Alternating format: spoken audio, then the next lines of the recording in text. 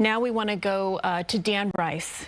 Dan is somebody that is very familiar with helicopters. He flies over the Hudson on a regular basis, and he's going to sound like a familiar voice, obviously, to our viewers as well.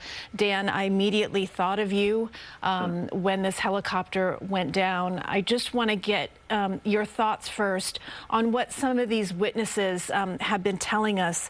They said that they heard a noise, and it wasn't just, you know, your typical helicopter noise. They're actually describing it as some sort of explosion, and then they saw the tail of the helicopter spinning.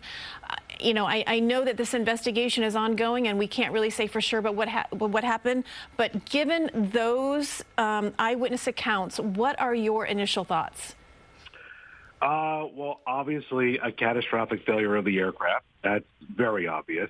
Booms and noises like that indicate some sort of mechanical issue. What I will tell you is I did see some of the video out there, and there's one video in particular where you see the main component of the helicopter, the fuselage, upside down.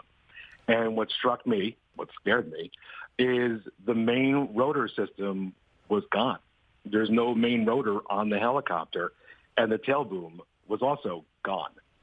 And it's just a vessel at that point with no direction. You know, what led to that? That's obviously what we have to watch the investigation for. But I would imagine that perimeter that they're setting up, the safety perimeter, they're going to look for the other components of the helicopter. Basic helicopter, again, I'm not a pilot. I'm the reporter and the camera operator. But what I can tell you is the tail rotor is what keeps the helicopter from spinning out of control. That's your anchor, so to speak, that keeps the helicopter from being atop. We talk about auto rotation. If there's a problem with the helicopter, it can glide down to the river. But that's coming off of the main rotor blade. And if they're separated, there's no control of the vessel. It's just going to end up the way we saw it, unfortunately. This is a Bell 206 Long Ranger. That's what our chopper is. So I'm very familiar with this helicopter. This is what we fly in every day. And, you know, I can't imagine what happened there that could have led to that. We'll wait for the investigation to give us those details. But from what I've seen, separation of the blades is what caused this chopper to go down. What led to the separation is what we have to find out. Dan, you mentioned the main rotor. Please explain for those of us that don't know, you know, are familiar with helicopters. Is that what we see on top of the helicopter? Correct. It's what some people call a big fan or whatever, but there's a big metal rod on the top of the helicopter that holds in this case, two blades. Some have two blades, some have four blades on top. And, you know, so that is what spins on top of the helicopter. And on the back of the helicopter, on that big long boom, there is another set of two more blades that are perpendicular, so to speak, that spin on the back of the helicopter. And those are the tail rotor blades that give the counterbalance to the big blades on top. So that's the main rotor system that sits on top of the helicopter, and the tail rotor that sits on the back end of the helicopter. So, Dan, I'm just curious. You said that you didn't see the main rotor system, but, you know, the helicopter's upside down. So again, there's video out there I saw on social media that somebody on a pier had got the helicopter coming down, unfortunately. And in that video, I don't see the main blades from the top of the helicopter still attached. So that is catastrophic. You're saying that there's a chance, and this is unconfirmed, this is completely unconfirmed, that this helicopter, when it made contact with the water, it did not have the main rotors in place before it even crashed. Correct. And the tail boom appeared to be missing. A piece of the tail boom, which would have held the tail rotor, appeared in that video, in two different videos, to be missing. And that's when you hear one of the eyewitnesses talking about seeing the tail spinning. That's probably what they were referencing. Wow.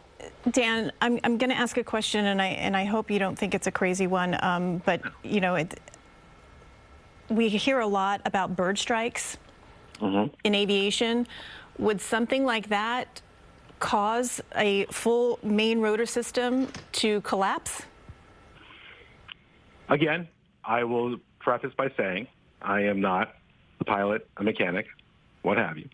But from what I understand, these helicopters are designed to be able to absorb something like a bird strike. I'll be honest, I've had a couple of bird strikes over the years on the helicopter.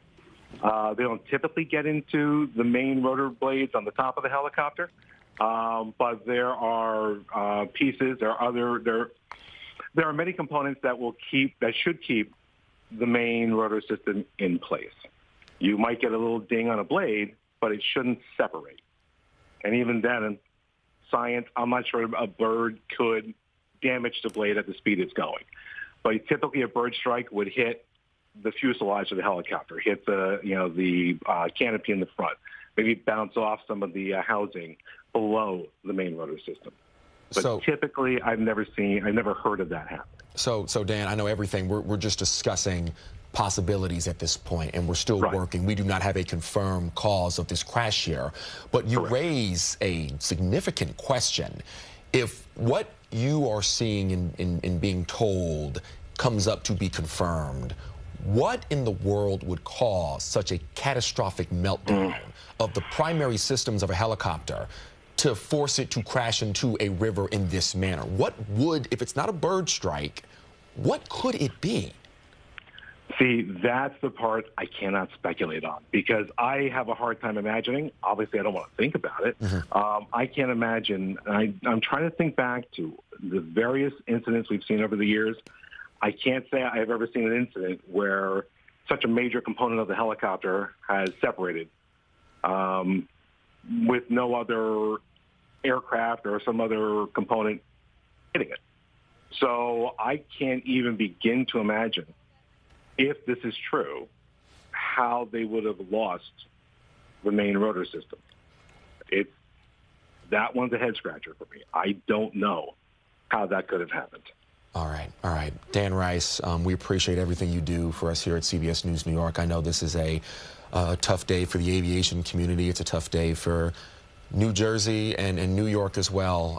Thank you for chatting with us here. We'll be back with you in a short little bit as we get more information about what actually caused this crash. Yeah, Dan, thanks for joining us. If you learn of any new information, please let the newsroom know. Thanks.